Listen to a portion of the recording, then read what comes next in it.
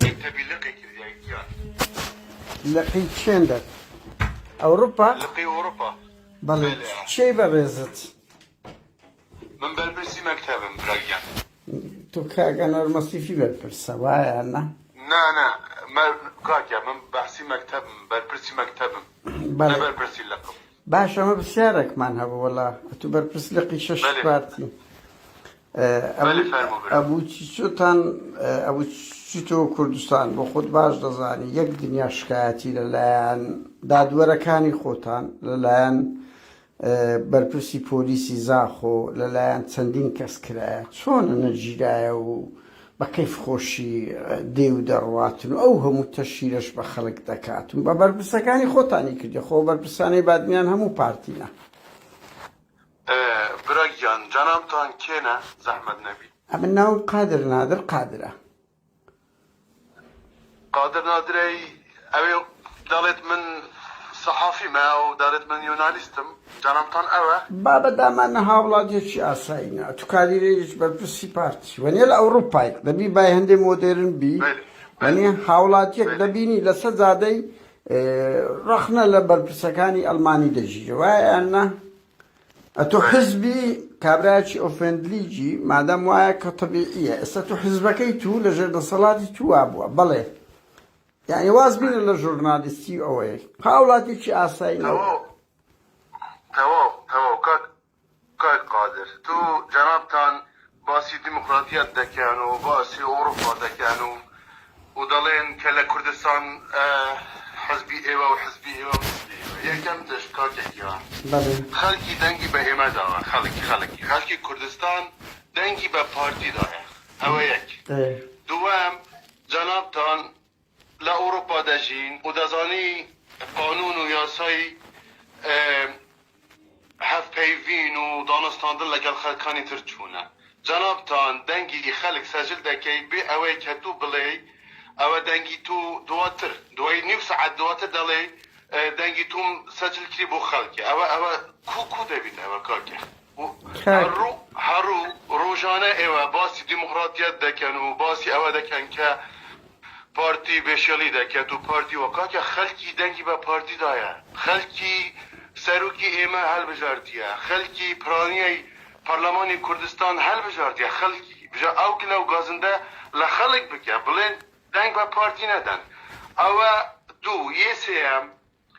کی بچتا کردستان ایمه حکومتی خومانه هکا که خو تانیا پارتی لنو حکومت نیه ویا آنه؟ نه کاکە جان یەکەم با بدناسین کەوەکو بەرپرسی مەکتەبی پارتی قسە دەکەی ناوی بەڕێزت چییە؟ نه کاکە دقیقی کاکە من بەرپرسی مەکتەبی پارتی نیمە من بەرپرسی مەکتەبی لقی ئۆروپامە لقی ئەوروپا ناوی بەڕێزت بەرپرسی باش مەسئولی لقم کاکە بەڵێ ناوی بەڕێزت؟ ناوم کارکەر توویە ئەها کاکە یەکترمان دی لە مەحکەمەی وایە نە؟ بەرداغەکای خۆ هێدی بە تێدەگەی با یەک بە یەک جواب بدەمەوە بەرداغەکی ئاو خۆ هێدی بووە کاکە ئەتوو لەو ئەڵمانیایی دەست چەندی ساڵە دەژی وایە نا یعنی حزبك ئەگەر لە انتخاباتیشدا واز بینین تەزویر بۆ فرتوفێر و ئیلا ئاخیری ئەوە هیچ واز بینین ئەگەر حزبك بێتە سەر حکمیش خەڵک حەق خۆی ڕەخنەی لێ بگری وایە نا کە غەڵەتێک دەکا وەنیە یەک معارض بی بەس یەک قەوس ئەبووی چۆرە و یان خەڵات سندی چۆوە 6 مانگ حکم کرا یەک کۆمنتی لۆمەکی ئامێدی نووسی وایە نا ئەلی ئەمە ساڵە لەنا ئەمن دەزانم توش دەزانی بە هەر حاڵ ئەلی ئەمە ساڵە پەرلەمانتاری گۆڕاموو چۆ ئەو زاخۆی ڕکلام بکە داتانە بەر شەق و شاپان وایە نا عجبا یەکێک بە ڤیدیۆ هەیە بە ڤیدیۆ هەیە کاکە نازانین کاکە کوو مەسئوول لقەچی ئاگار لەو حکومەت لەوێ حکومەت لەوێ هەیە بابا و حکومەتە غایبە لەوە ئەبووچی چۆش مەسئوولی پۆلیسی زاخۆ شکاتی لێکردیە سەرۆکی دادگای دهۆک شکاتی چون دەزانی کە خەلکانێک هەیە شکایەتی کردن ئەمە داواکەمان لەکنە ئەمە بەشێک لە داواکانمان لەکنەوە خەڵک لە دهۆچی هەموو باسییان کردیە بە قوربان بەجێن ئەوە کاکە پێ دەڵێم ئەمری قەبزی هەژدە ساڵ غیابی لۆ دەرچووە 18 ساڵ حکمی غیابی لۆ دەرچووە ئەمر قەبزی هەیە بە کەیف خۆی بە مەتاڕی دێتەوە بۆ هەموو سەیتەرێ و لە زاخۆش وەکو پادشایەک کای قادر تخوا ئەوە بابەتە ئەوە زۆر بابەتە ئەدێک دەقە کاکەم لە کوردستان کە زوڵم لەو خەڵکە دەکرێن و پارتی قبول ناکرد لەگەل ئەوە بۆ خۆ دەتوو گەورەیکە ئەتوو گەورەیکە بە قوربان ئەتوو ئەو شوێنەی پێت وایە کە غەدر دەکرێ و حیز بەشکەی و خۆت گەورەیک بەس ئیشی من ئەوەیە ئەمن لە بۆم نییە بچمەوە کوردستان بابم شەیدە تێم نەگەی باواز لەوە بێنین یەک دنیا قوربانیماندا بەس ئەبوو چی چۆیەک جوێن بەخوا دەدا جوێن بە پەیامبەری مسلمان دەدا جوێن بە هەموو بەرپرسی پارتی لە بادینان دەدا جوێن بە هەموو دادگا دەداتن میکرۆبەچی ناو سۆسیال میدیایە بەکەیف خۆی دێ و دەڕواتەوە بەس ئەوانەی قوربانی دەدن ئەوانەی لە ئەوروپا خەبات دەکەن لە بۆ کێشەی کورد لە پێناوی ئازادی مەمنوع بستنەوە دەگیرێن خەڵک لەو بادینانەی 100 کەستان گرت 100 کەستان گرت چیان کردبوو لە چاو ئەبووی چۆی ئەوانەی گرتنیشی بە بریاری دادگایە قاینا ئەلیرۆ دادگایە لۆ بەرپرسی ئێمەش باڵگەمان هەیە کە پۆلیس یان ئاسایش یان هەر دەستگایەکەی وەلەو من لە حکوومەت ئیش ناکەم من زیاتر خەبەرێکی حزبیمە بەڵام بە ئەمری دادگا دەچن خەڵک دەگیرن و کاکە دەرێ خەڵک دەگیرن خەڵک هەیە دەگیرن خەڵک هەیە بە 20 ساڵ دەگیرن خەڵک هەیە بە 15 ساڵ شتێکی طبیعیە کە لە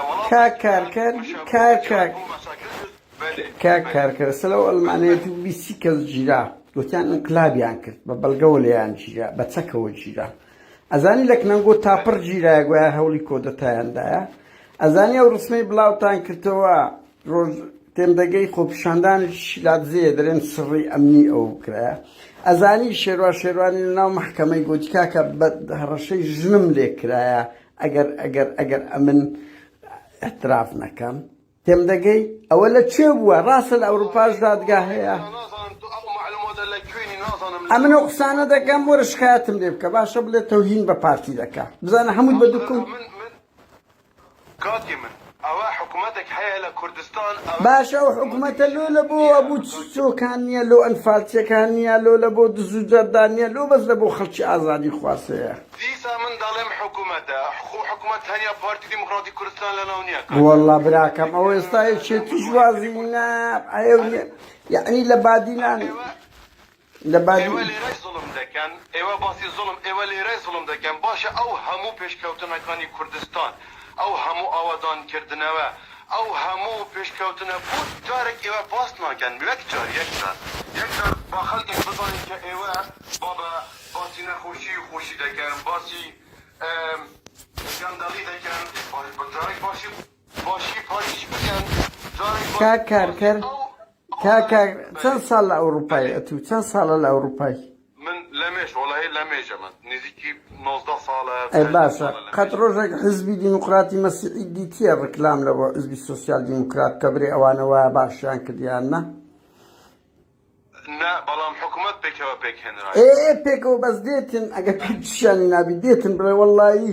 دوو حزب دژ بە یەک بن دوو خەڵک یەک ئۆپۆزیسیۆن دێ ڕکلام لەو دەسەڵات بکە کورە چاوەکەم لەو ئەوروپایە دەژین قسەک فێرە ئەو سەقەفاتە بن ئەو مافەژی بە ئێمە بدەین کە ئێمە باسی پێشکەوتنەکانی کوردستان دەین ئەوە تو ئازادی بە قوربان ئەتوو ئەمن قسە لەگە دەکەم ئەتوو حەقە چڕەوای خۆتە جوابی من دەیەوە بڵێ ئێمە وامان کردیەوە ئامان کردی ئەم ژووە وایە نا وایە ئەتوو حەق خۆتە ئەتووە بڵێ نەک ئیشی من کاکی من بەعزە جار خەڵکێک هەیە کە ئاڵێن من سەحۆفیمە یان ژورنالیستم باسی باشی و نەباشی دەکەن کاکە ئەوە نانە ڕۆژنامە نووسیشی ئەوە نییە پارتی وایە ئەگەر پارتی نەبا کوردستان نەبوو کاکی من ئەوە دەبی ئێوە هەست پێ ناکەی کاک کارکرد 90 ساڵە لە وڵاتە دەژی هەست بەوە ناکەی کە هێشتان سەقافەتی ئەوروپیت وەرنەگرتێ کە فێربی بەغەڵەت تێم مەگە نه کاکی من تەنەوەرگرتیە من باش دەزانم سەقافەتی ئەوروپا بەڵێ من عەقلیەتی منطقه ایمش دزانم که اگه پارتی نبید ایما خولا اروپالین کردستان لا اروپالیه کردستان دزانی لکریه لا جیگای ایرانه لا جیگای کی ترکیه عرب دزانی همو دشمنن أجاو دشمن دبي كربا ثقافات أوروبية لكردستان ومنطقة إيما ولقال إيرانيا كان وتركيا كان وعربا كان ناخذ كاكيما إيما جغرافيا ما جوازها عقليتي منطقة جوازها مش تك جوازها كاك جدو دي هي أصلا كان أوروبا لكردستان تطبيق دي قابل أخوي أصلا خليج أنقول ثاني أصلا خليج زي بكري أمن نامي أوبي أمدمي أصلا أوروبا خلق خباتي لبوكا أويك بقربان إيشي خلشي أوبوزيون وروجنامنز كمكورتي ببين تو قوربكا وحتى حكومة دسكاري خويبكا أو دجمن كارينية أنقو كاكا اتهامي تي أمدلين أو دزيا تيرور مكان خلق مقرن لسر كومنت أو التوهينة أو التوهينة أمدلين صداسي بينزي خاجي كردستان كتدرجي كاكار يكشكل لي برسن طبعا او كاغنور مصيفيو على تنشتا تم دقي دزام جشيليه بس بار حال مشكله مني عمل ابو يمكن تبو لبو تمنا كردبو استاله جامعه هوا ابو ما رقاي مالم كاكيت اقمني لساندي تدقي منو كاغنور مصيفيو كردبو اتو مسؤولي او دكري كسكتان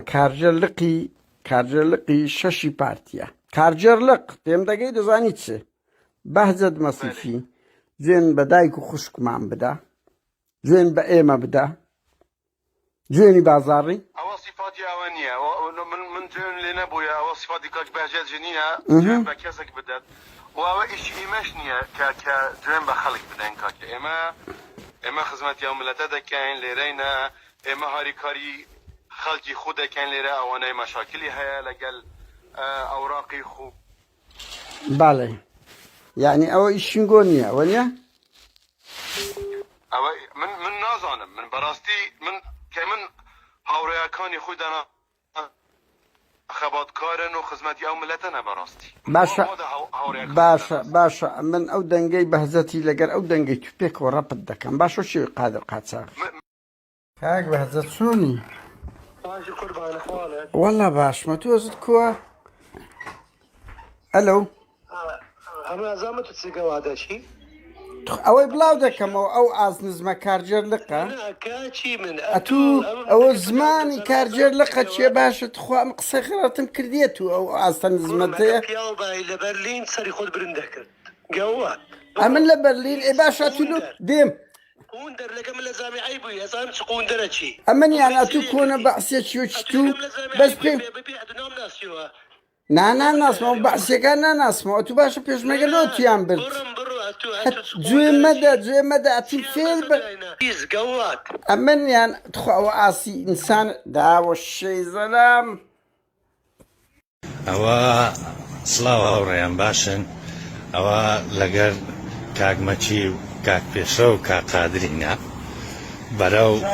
داتينا أو داتينا نينرات حكومتي هرم ساياتشي دخوينو زاني كاسك ما توجنا تمرشي الرئيس رزيل السفيف كي داخي جران ما هي كمان نين كاك ماشي جران بابا بيسكت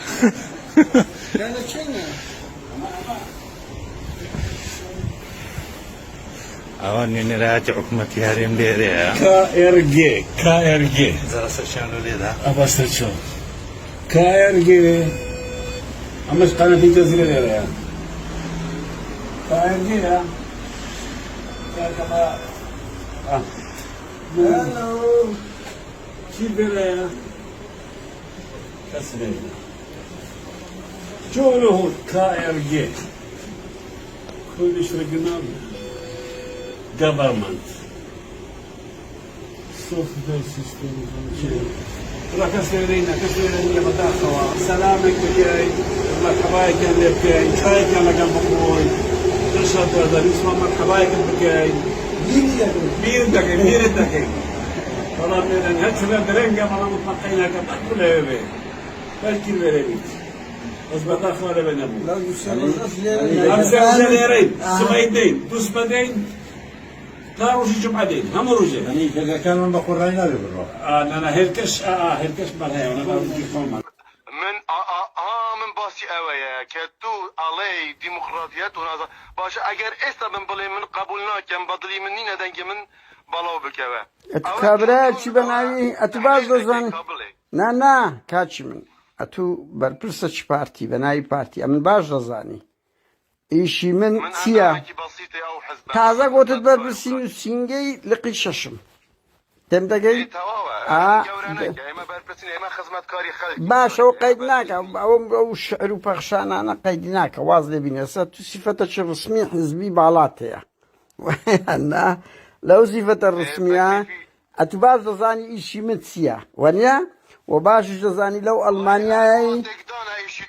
بخواب تنيا تقدانا باش امن ناي من لمحكمة ما دزاني بوشي دزاني بوب دامج قصك بكم دزاني بوشي تقدانا بله ايشي تو تقدانا كاونا ايشي صحفية ويوناليستية تنيا تركيزة اخسيالة سربر بس كاني بارتي وبارتي ديمقراطي كردستان تنيا اوه من دزانم تو تقدري ومن دزانم تو اگر ازاني اسبيناك اتهامة خطيرة اتهام استاب مثلا سووا شيء مشكات اللي بكم دوباره رابطش محكمة كي محكمة چی بمن دلي تقدر نه سلس بيم المانيا شكات كم بلين بمن دلي تقدر بيم تو تقدري وحتى صار حاستكي تو تقدري چون اگه تو تقدر نباي دنگ خلقی به رازمندی خلق تسجیل ندکرد ولا سوشيال ميديا بلاوي ناكر او تقدانا او نا تقدانا تخوا كاكر امن عندش تمير بيبلم مادام زبكات يعني او درسانه ناداتي امن هن السنستان بيبلم يك امن كدلم روزنامه نوسم تواو يعني همو كذا بتبقى دو مادام دنجي من لقل دنجي توا وبسيار اللي دكم وزنابت كسشي برپرسي دياري هیچ نقاش تێدانە پێویست ناکە ئەتوو وەکو بەرپرسە قسە دەکەی ئەتوو کابرایەکی سادەنی ئەتوو کابرایەکی مامەڵ ئەمە باسی مریشک و عەلەشیشی ناکەین ئەمە باسی سیاسەت دەکەین بەوەنیا ئەتوو باش دەزانی لە ئەڵمانیای یەک قەوسی یەک او همو ياسانا دكي بله اول شت دبي تو رازمندي لقال او كابري كمخاطبه كبربرسه كهيج هنرمنده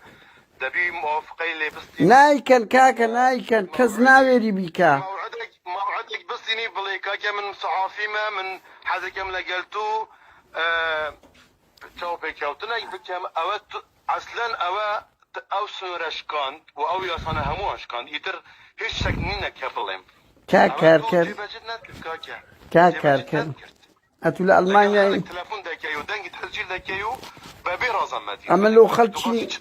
كاكر اتو لألمانيا دبي باي هندف يعني شهر زايد پیدا کرد بي لألمانيا مسؤول كان خلق لسزادي هم ليان ددن به الكوتماتي هميش وايانا بسياريان ليدا كان رخنيان ليدا قرن سوسيال ميدياش بلاو دكنوا يعني انقو فرق تانسي يعني لو تسين طبقاش كان او ياك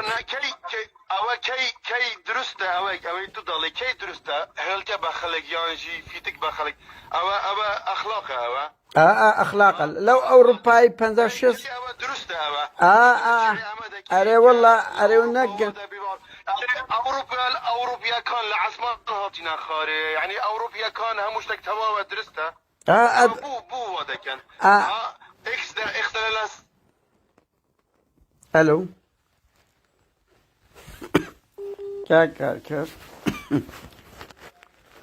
بله الو كاتشي من الولاتا اوروبيانا اورو لهمو دنيا لولاتانا ديمقراطي ترنيا وهايانا دبيني بپێڵاوی لەسەرۆک بۆشترە وهایاننا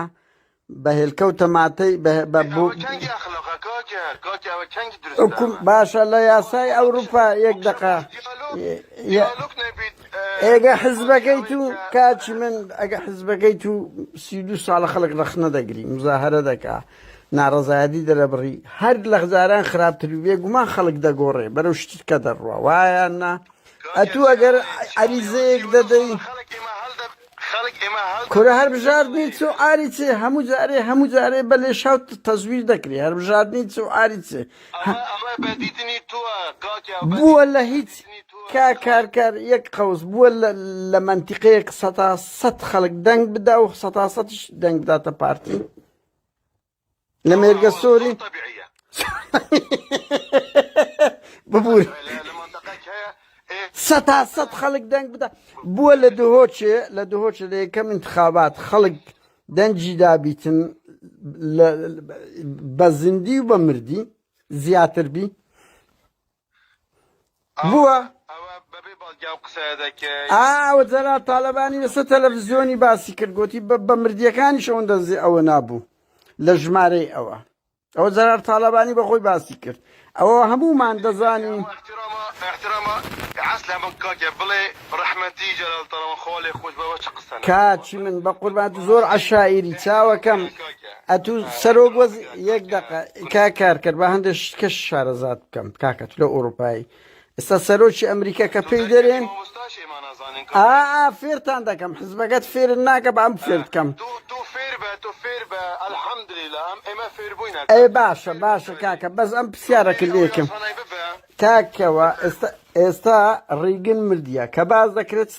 سدا قوتري بنمونا يعني كبقوتري سروق بايدن سدا قوتري دريت زنابي هفالي تيكو شر ريزدار هفال بايدن يعني دريو سروش امريكا بايدن وانا كباز يو ذكري سروش المانيا يقمرد بي سدا قوتري دا قوتري رحمتي كاكا بقربان قسك مدني بن تو فير با او كلتوري اما كردين اما دبي كلتوري خوب باريس اي باشا اگر او هموش تهر تو دتوي كار اگر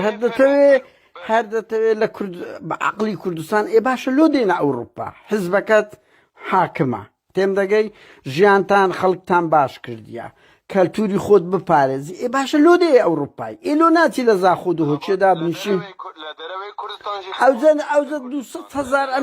200,000 کسان دیتا ایره داده نشیتن هموی خبر دکا كاتش من أمن لحكومة حزبك خو موندا قايل بملودي ما أوروباي عقلي كردستاني شما بي أخلا كردستان مشي من حرصان لكردستان مداتش ما خزمتي حزبي خوي لوي ليرش لخزمتي ما قصدم لويدي بقربان خلق تخوا كيس بتصور قلتيا تو وجدان كاكر كيس بتصور قلتيا أوا كي سؤال بابا بسيارة زور بسياريشة أنجو دينا إيراد بكيستان همو ضدي حكومتي خوتانا بارتي ما دي بتصدوا قلتيا لا بتصدوا قلتيا كيس بتصوا قلتيا قامت بتصوا قلتيا دودشي ملاتي خوي بهزاران صحافي هيا رخنا لحكومة دقيريد لكردستان لدهوك لهوليرة لزاخويا لسليمانيا لكركوك لحلبجة يكز جناد يكرتني يكز كاك او يكز تواني بتشا كردستان لبر اوي زيدا قاوي كرديا لسار خلق و ناوي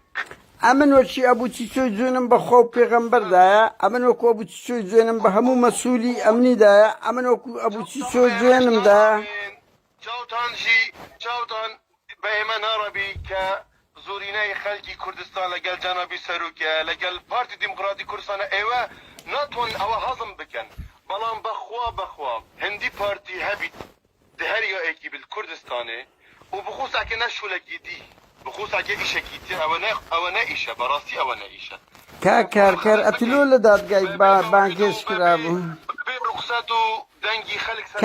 كار امن كاكا و ألف با كبير كده روجنامة نسم أو بيوندية تلفونية أمن تحدات دكم أجا بكسم قوت بي فيلم ليكر بي بيدارم ناوم قادر نادرة روجنامة نسم تواو كابرا ده بي تيب قاتن دنجي بلاو دكتور باشا دنجي بلاو نكمن مستعدين خلق جويلة دنجي أما قفتو قواكني أما بيني منوتو بابا أتو كابرا جي بربرسي بارتي أمن لو شخصي يشم بتو نبوا لو نقاش دو كسيش نيا أتو تمثيل ناري حزبي حاكم بس بيت ايوا مشكي او جنجانا همو تيان دايا بس ايوا يشمي خلق شاركينوا يشمي كاكر ئیشیمەیە لە ئەوروپاش پێتان بڵێ نابی لە خەڵک بدەن ئاوا هەتا ڕاتان بچێشنە محکەمەی وەچێت و ئەو جارەی هاتی وانە ئەم تو لە محکەمەی بوون پێکەوە لە ئەڵمانیای وەنیە محكمة بالي لەبەرەوەی حزبەکەی تو کارێکی ئەرهابی لە ئەوروپا کردیە أو ديتناتيا ئەدی لۆ ڕاکێشانە محکەمەی لۆ ڕاکێشانە كي لصالحي كده ابو اوش بلي وجدان اخو تمام كيا وجداني خۆ قەزیێتەوە نەبووە خۆقی قەزیێتەوە نەبووە قەپات قەزیە مایە ئێستان بڕیار دەرنەچوە بۆ حکوم دەکەی هەمووتان دەجیرێن ايوتان حكم كرد ايوه لنا محكمة حكمتان كرد والله کاکار بەتوخوا خەڵک با ئەوە نەبێ وەلو خەڵکە ئەو ڕەخنانە هێشتان بڕیاری محکەمەی دەرنەچوە بۆ دزاني برياري محكمة شو ايش دزاني کاکە دەرنەچوە بڕیاری محکەمە سەتلۆ پێش محکەمەی نەبی كاكا درتويا محكمة درتويا واكلا بويا وصافي بويا ودو علي ايواتان راكشا محكمة راكشاني تشي همو من با وكي همو خلقك السيفيل دعوتك هاد بو من برد وبختان ودروي ايوا اشكرابون اماش بلي وجدان خور حتى یعنی ئێستا کە دەرچێتەوە و هەمووتان بەراعەت دران براعتونيو چمان كرديا بلام باش دزاني وەڵا لە کامەرانتاندا بوو هەموو ئەوی لە بە هەندێک حاکم پرسیاری هەموو لێکردن لۆ لێتاندا ئەم لەوێ دەربووم وانية ئێمە لەوێ دەربووم فيلمي كساني وكوتونا اخو مشهور ده كانوا بيش داخل لنا وسوشيال ميديا كردي وعقلي جنجاني كردك ده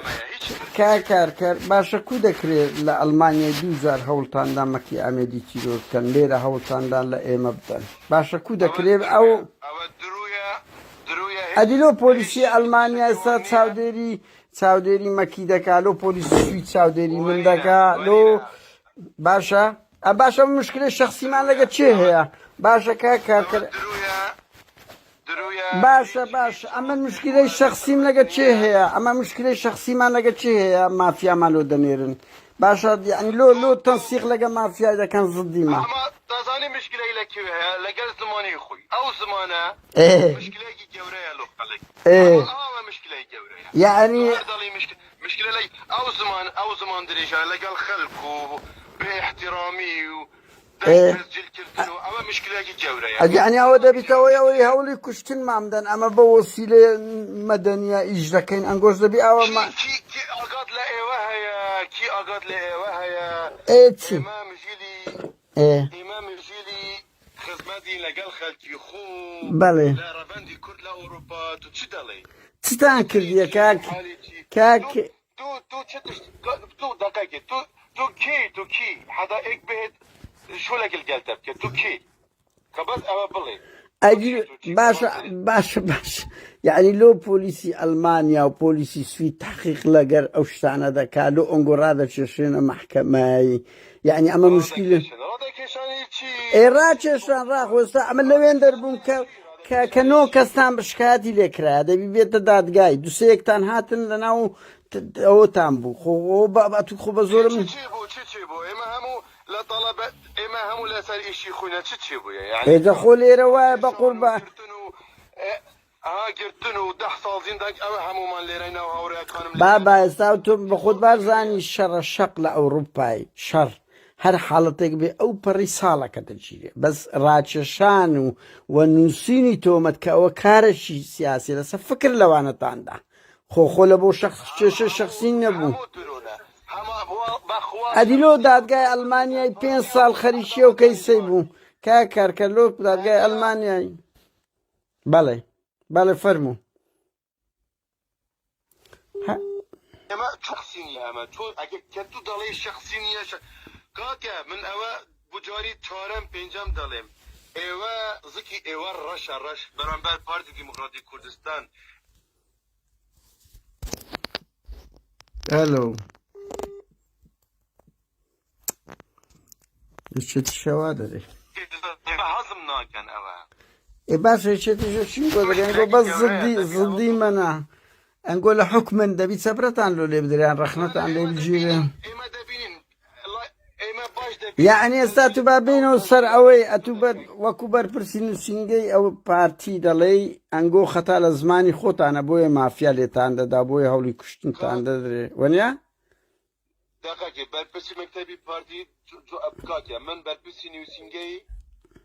لقي شاشم قلق ما بفرقين يعني خو دردنا كان لصو جملة اجا معلوماتي غلط ايه بربسينو سينجي صفتي الرسميتي برا وايا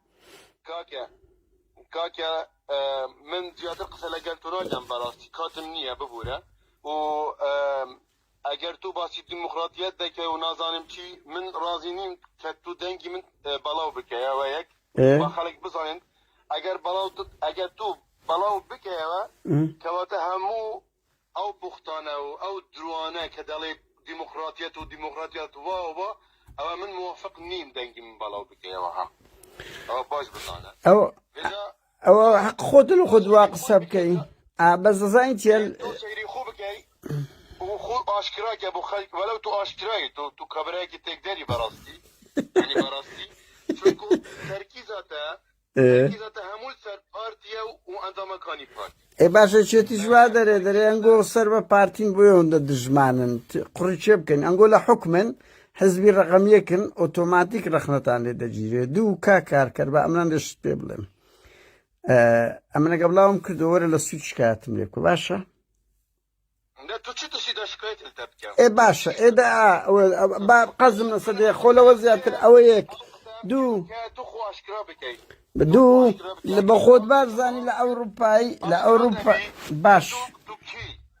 باشا كاكار زائدا دمي اقداري اوشبي لاوروباي همو كسك كبر برسيارتي شي وجاني تايبتي نامينه معرضة له لقاء معرضة له بروتستو اتو بربرسشي بارتي بفرمي سمان كرديا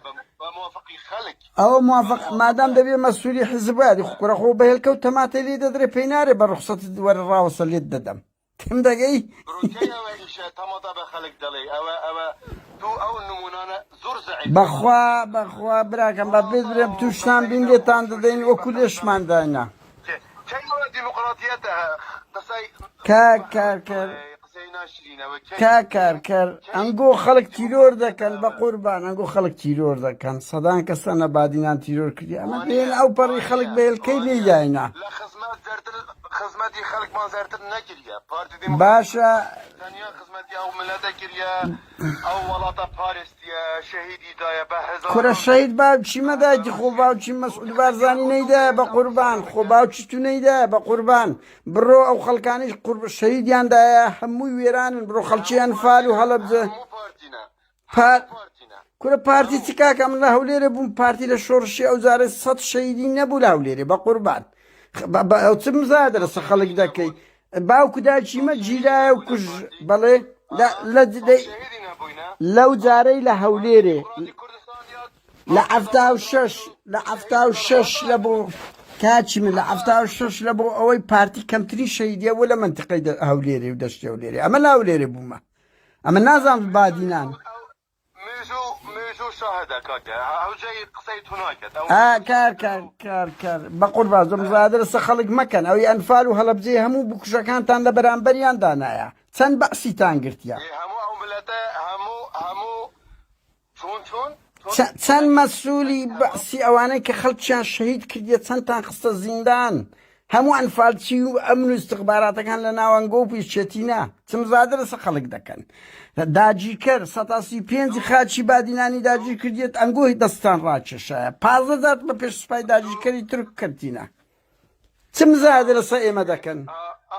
عمل اوروپای انفالم بدینوس لگر رخراوی تاک كمجوي ملاتي توشي كردي بس مع الاسف هندي كساني وكتو هابن براستي يعني حالي كردي ابابي كاكر همو حزبكات يك كاكار كتخيك بسيار اللي بكم أتواني همو حزبك لأوروبا بو همو بارا وكاديري هي ليك ولاتي يك حزبتان لو أنفال بدين وصا براسي خوبخش كاكا بابا واز بينم همو حزبكات لا همو حزبكات والله عافية بنديوار تانية کارکەر من ئەو پرسیارەی کۆتایی لێ دەکەم کاکە با پرسیارەی کۆتایی لێ بکەم هەموو حزبەکەت لە ئەوروپا بە حکوومەتەوە بە حکوومەتی هەرێمەوە بە هەموو لقەکانیەوە توانیاتان لە یەک وڵاتی ئەنفال بە جنۆساید بناسێنن ئێمە ئیش دەکەن و حکوومەتی ئێمەش 32 ساڵە تویش دەکەی وەنیە ئەمە لە سوید 32 ساڵ نییە 32 ساڵ ئەی چەندە 28 ساڵە مهم 32 ساڵ نییە 28 وەچی عەلی حەسەن مەجیدی بە ئەو نوکتەیە لەو بڵێم وەچی عەلی نوکتە نایانی ئەو کارە ساتە پێیان گوتبوو کاکی من دراستە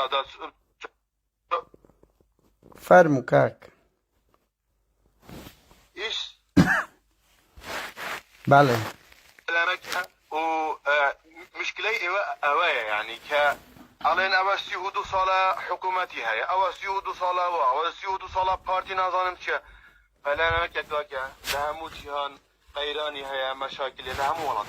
مشاكل کاکەر ئەم پرسیارەکەی من ئەوەیە حکوومەتتان حزبتان بەو هەموو کادیرەتان نەتانتوانی دوو حزبی قناع پێ بکەن ئەنفال بە جینۆسایدە ئەمما لێرە وڵاتی سوید یەکەم وڵاتە لە هەموو دنیا ئەنفالی بە جینۆساید ناسان ئەزانی هەموو ئەمە کردیتمان بەبێ ئەوەی ئەم گوتە دەخۆ ئەنفالمان بە جینۆساید ناساندیە تێم دەگەی بە هەموو حزبەکەت و حکوومەت و بەو هەموو نووسینگە و بەو هەموو پارە و بەو هەموو کادرێ نەتانتانیە بەمە دەڵێیت تێکدەر ئەوە تو تێکدەری ئەگە تو تێکدەر کورە بابا من نامەوێت جوابی کەس ئەو سلوبەی بدەمەوە من دەنگ تەزیل دەکەم پێ دەڵێم ڕۆژنامە نووسم کەسێکی ڕەخ نەگرم دێم دەگەی ئەتو کابرای سیفەتەشی ڕسمیت هەیە ئەم لە بۆ شەخسی تەلەفۆنتان لێ ناکەم کاکە پارتی ناڵێن ئەکسەریەتی دەنگمان هینایەتەوە ئەمەش بەس ڕەخنەی لەنگۆ دەگری خۆ ئەمە بەرهاب دەکەین کاکەر ئەمەوە چینگۆ سادق عومەری تیرۆر دەکەین وە چینگۆ ڕەوف کاملی تیرۆر دەکەین وە کونگۆ دەچینە ناو بارەگای زەحمەت چێش خەڵک تیرۆر دەکەین تێم دەگەی نەزیر عومەری دەسووتێنین عیبە جوان قسە بکە ئەتو سیف کاکەر عیبە جوان نییە وشە بچی مشکی گەنجانی کوردێک بدەن ئەمەی شاریان دەکەینەوە هەر لە بەیانی تا شەوان باسی خەڵک بکەن و باسی حکومەتی خۆی کورە بابە خۆ باسی ژن و مێردمان نەکردیە ئەمە باسی گەندەڵی دزی دەکەین ئێوە نابینن چ کوردستانی هاتیە ماهی نابینێ مەهەوە چافنینن ئەو کوردستانە جوانە پێشکەوت یعنی لەبیرت چوو خەڵک لە ساڵی نۆتەکان دەچوون لە سووریا بە بەلەم دەرباز بوون باسی ئەو منتەقە دەکەم چونکە من کوڕی ئەو منتەقەمە حکومەتی هەرێمی کوردستان ئەوە هەموو نەهێڵە ئێستا بە فڕۆکەدا چییە هەولێرێ بە 3 سەعات لە ئەوروپادا چی بەچ کاکە ئەوەی شەریکەی ئەوە نەخۆشێکە بۆ خەڵکیمە ئەوە بەس نمونەیەکەش 1000 و 11 ملیۆن نمونێت دی بەسە شەرمە عیبە بەسە بەحسی کاکە تو قسەک بە ڕێزەوە قسە بکە تو مەسوولەکی پارتی خەڵکی تەجیلکەن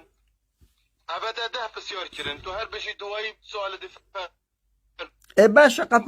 باشە قەپاتیکە خۆ من تەلەفۆنم کاگە نوەر مەسیفی کرد بخۆ و توم نەکرد بوو هەرچەنە توش بەرپرسە چی پارتی تەواوە تو بۆ ڕقەمی مەکتەب هات بوو تەواوە کاکە من کاتم نەما بەڕاستی باشە قەپاتکە تەواو وەڵا براکەم نەک دەنگتان تەزیل دەکەین با پێت بڵێم تەلەفۆنم و هەر کەسە کرد هەلەمەوە دوانارم ژۆرنالیستیشم تەواو قادر نادرم تەواو مەسوولەکی حزبی قسە لەگە دەکەم خۆ من لە بۆ خەڵکی مەدەنیم نەکردیە تۆ مادام مەسئولی حزبەکەت حاکمە خەڵک حەقی خۆیتی قسە لەگە بکە و ئەم پێت دەڵێم بە ئاشکا دەڵێم کاکە ئەمن دەنگتان بڵاو دەکەمەوە تەواو کات باشە جارەکاتر من ئاڵێم من بەدڵم نییە دەنگم بەڵاو بکە ئارەزوی خۆتە ئەمن حەز دەکەم نەک ئەوە زەواج نییە دوو باسی دیموکراتیەت دەکەی و باسی ڕێز و تەقدیر دەکەی و یاساکانی ناودەوڵەت ئال ئەوەی من فەرمو خوب بناسە ئێستا ئەو دەنگانە هەمووان بەڵاو طبعا من متأکدم کەس ئەو کەسانە کە تو قسە لەگەڵ دەکەی و دەنگی تەزیل دەکەی کەسێک حەز ناکات دەنگی بەڵاو بکەی ئەمە لەو خەڵکی مەدەنی ناکەین ئەمە لەو مەسوول دەکەین مەسوول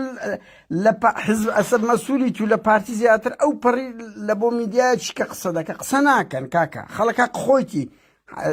ڕەخنە دەگرین سەرنج دەدەین بەجێمان ناکەن ئەوە ناکەن دێنە ناو ماڵەکانتان بە مۆبایل قسەتان لەگەڵ دەکەن ڕەخنەکانی خۆمانتان پێدەگەین قابلە چییە ئەوە چینگۆ خەڵکمان گرتیە و کوشتە عالم رخني أوضا يعني أوفاكر دكان أو أنا رخنا ئەتو زۆر خۆتە ئەو حکایەتە بەس دەکنەنگۆ هەیە لێرە ئەو حکایەتە نییە أنا بريندار كردن أو أنا رخنا کاکە ئەم بەو پەڕی ڕێزەوە گفتوگۆ دوا لەگە دەکەم لەگە خۆت و مەسئول وەچینگۆینا وەچی بەهزەت مەسیفیمە جوێن بە دایک و خوشک و بە خەڵک بدرێ وەکو نزار سوورچیمە ئەمن دەنگەکەی لەگەدا دەنێم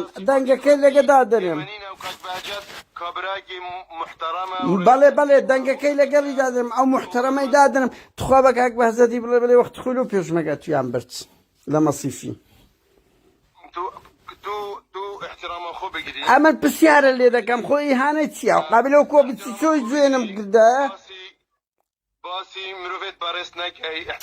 بابم پرسیارەکە لێت دەکەم پرسیار بڕۆ بپرسە لە خەڵکی مەسیفی برێ بەهزەت مەسیفی کۆنسل بوو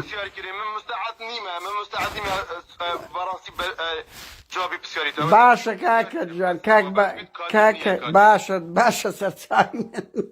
سەرچاو ڕێزتەیە سەرچاوی من براکەم